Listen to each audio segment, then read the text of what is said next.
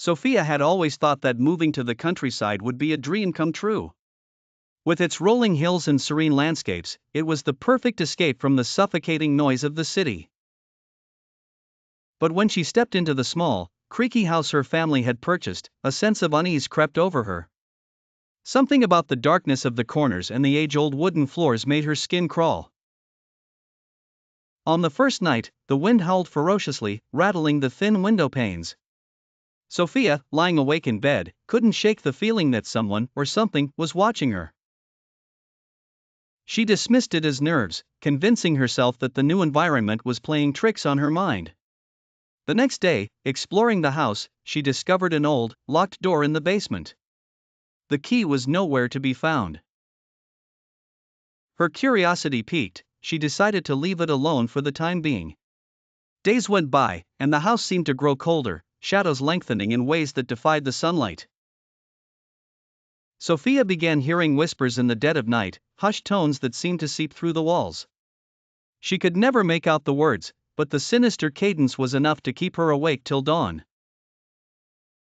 One evening, while reading in the living room, she heard a faint tapping sound coming from the basement. Heart pounding, she followed the noise downstairs. To her shock, the locked door was now ajar. She hadn't noticed a key, hadn't heard anyone unlock it.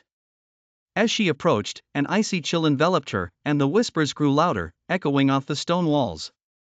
Taking a deep breath, she pushed the door open and stepped inside. The room was pitch black except for a single, flickering candle in the center.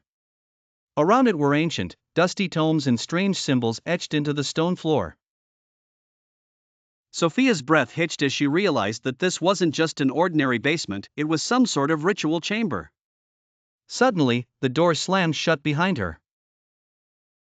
Panic surged through her veins as she rattled the door handle, but it wouldn't budge. The whispers turned into a cacophony, voices overlapping in a dark symphony. From the shadows, an ethereal figure emerged, eyes glowing in unnatural amber.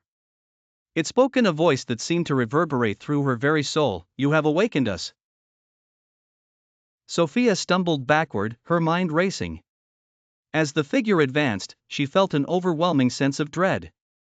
It raised a hand, and the shadow seemed to come alive, wrapping around her like tendrils.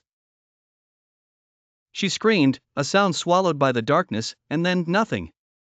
The next morning, the house stood silent, the only sign of disturbance the open basement door and a single, burned-out candle.